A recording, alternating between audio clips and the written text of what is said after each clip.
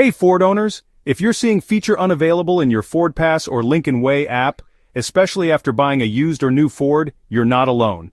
This issue has been popping up in 2017 to 2023 Ford and Lincoln models. Think Maverick, Bronco, F-150 Edge, and more.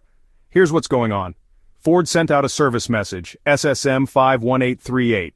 Not a recall, not a TSB, just a heads up to dealerships. The problem?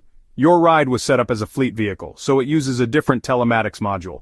That means Sync Connect features won't work like they should for retail owners. So, before you start worrying about a broken part or your warranty, let me save you some time. Replacing or repairing the TCU won't fix it. It's all about how your vehicle's set up in Ford's back-end system. What's the solution? Super simple. Open your FordPass or Lincoln Way app, go to Help, then Chat or Call, and let support know you want to switch your vehicle from fleet to retail telematics. No trip to the dealership, no new hardware, just a quick back-end reset. This fix is confirmed by tons of owners on Ford forums. No physical changes needed, just a configuration swap.